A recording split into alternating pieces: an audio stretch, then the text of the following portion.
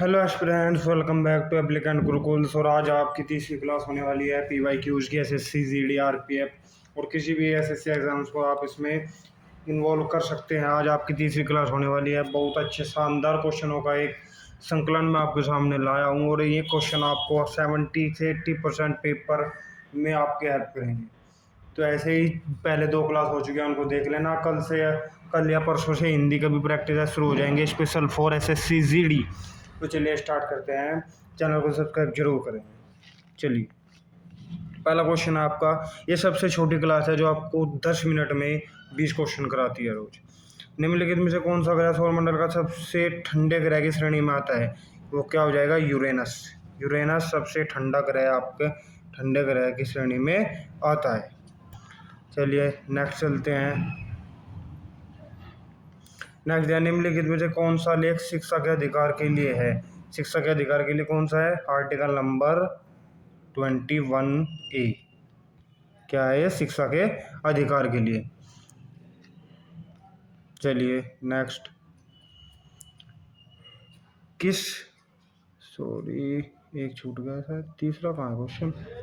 ये नंबरिंग गलत हो गई है, तीसरा ही है। ये यहाँ पर तीसरा है। किस बंदरगाह को भारत के पहले हरित बंदरगाह के रूप में जाना जाता है? तो वह है हल्दिया बंदरगाह। कौन सा? हल्दिया बंदरगाह। चलिए नेक्स्ट चलते हैं। ये फोर्थ है यहाँ पर। उस द्वीप का नाम क्या है जो भारत और श्रीलंका के बीच है? उस द्वीप का नाम बताइए जो भारत और श्रीलंका के। तो वो कौन सा द्वीप हो जाएगा? कच्चा थीवू। कौन सा? कच्चा थीवू। इसको कच्चा तीवू भी बोल देते हैं। कच्चा तीवू और थीवू भी बोल देते हैं। ठीक है, तो आप याद रखना, अगर कच्चा तीवू दिखाई दे तो टिक कर देना। चलिए नेक्स्ट चलते हैं। पांचवा, आरबीआई यानी भारतीय रिजर्व बैंक के पहले गवर्नर कौन थे? तो कौन थे? सीडी देशमुख। सीडी देशमुख। चलिए, सबसे पहले गवर्नर थे। चलिए, निम्नलिखित में से किस वर्ष मणिपुर राज्य को अपनी पूर्ण आजीविका प्राप्त हुई होती है? तो 21 जनवरी 1972 को मणिपुर नृत्य को पूर्ण जीविका प्राप्त हुई थी। ठीक है, 6 क्वेश्चन। चलिए 7, चूहे को मारने के लिए निम्नलिखित में से किस रसायन का उपयोग किया जाता है? किस रसायन का? Zinc phosphide. Zinc phosphide.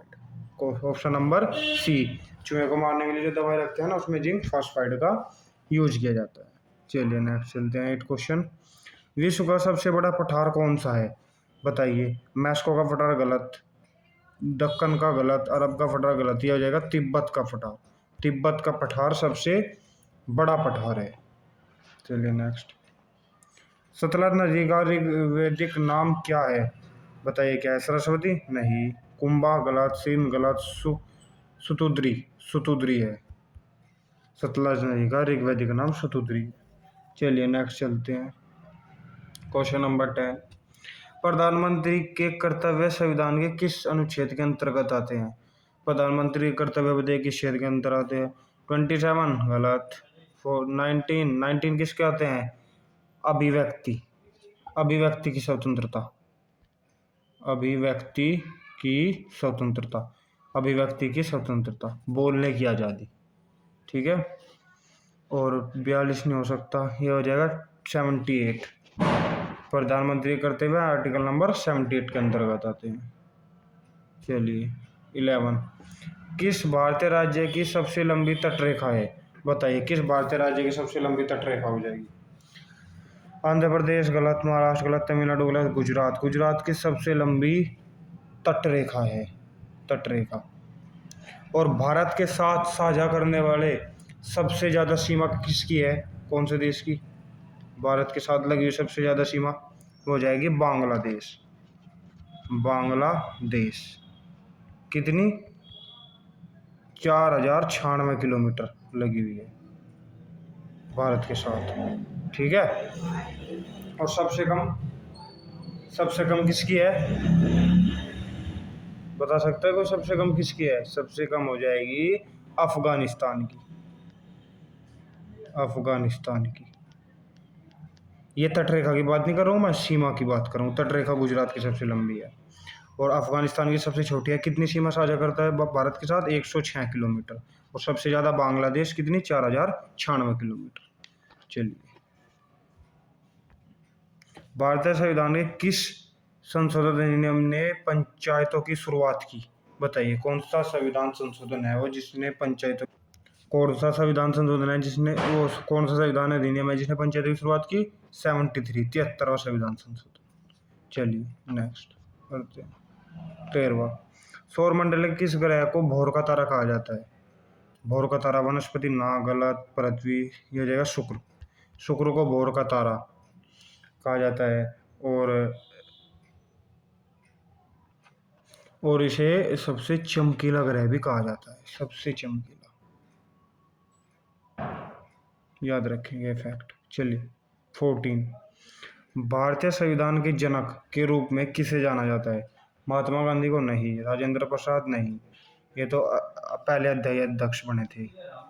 M.N.. Roy नहीं, भीमराव अंबेडकर को भारत के संविधान का जनक कहा जाता है। ठीक है, चलिए 15, डेसिबल किसकी इकाई है? डेसिबल आवर्ती, तरंग, तरंग को वेवलेंथ बोलते हैं, नहीं, ये ध्वनि की, साउंड की है। चलिए